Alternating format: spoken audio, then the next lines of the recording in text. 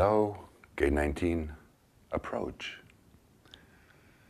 That all things are interrelated is evident and manifest through the action of approach. This is the subtitle that the Gate 19 has in the Rave Mechanics.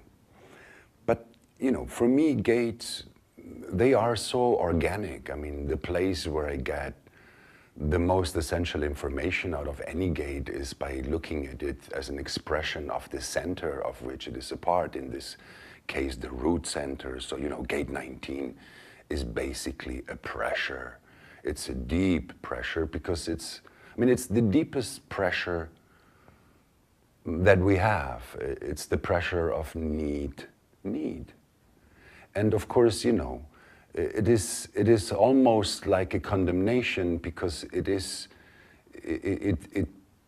pushes humanity to try to have access to resources, to control resources. I mean, all the themes that we did that got us up to the top of the food chain in order to get rid of need, to overcome need, so we could get onto a level where we are above the animal realm. I mean, Gate 19 is one of those interspecial gates that are there in our design. We connect to mammals. And Gate 19, well, it is the root of animism. It is the root of all mystical processes in humanity. But let me tell you something about, the mystical process. We have this sublime ideas about what mysticism is, In a way, the mysticism that emerges out of Gate 19 is the mysticism of pain. Pain. The pain of needing and not having. Pain. And how you deal with pain reveals your spirit, reveals your recognition of whether there is any. After all, this is the gate where life is seen as nothing but a wheel turning, where every living creature depends on another creature's life in order to survive.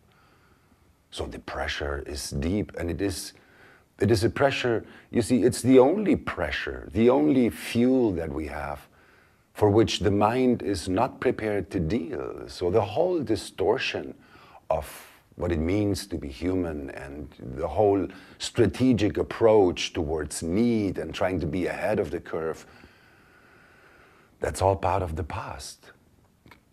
Gate 19, and now with the solar plexus mutation and how we go about our needs and how our needs are going to be provided and secured and all of those things is going through a deep process in, financial structures in the world, all of those things.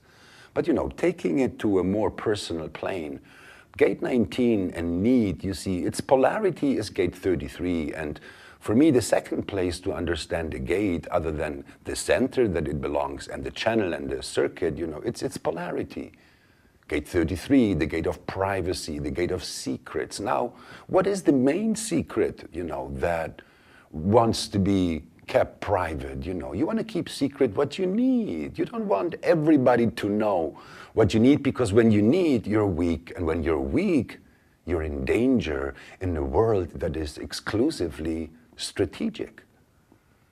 So, there is this, because we deal with life through the mind, and we make mental decisions in order to get to a place where we don't need. There is this whole distortion of the way in which we perceive need. We perceive need as something that has to be hidden, something that has to be kept away from others, something that you have to be ashamed of.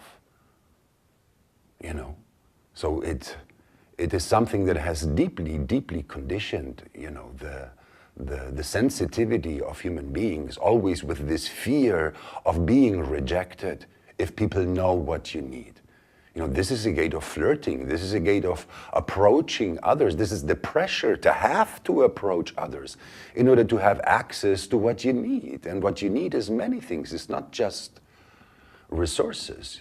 It's the whole emotional and social potential that emerges through that stream, and the potential empowerment of your individual spirit, of the possibility of filling up your cup on this human plane.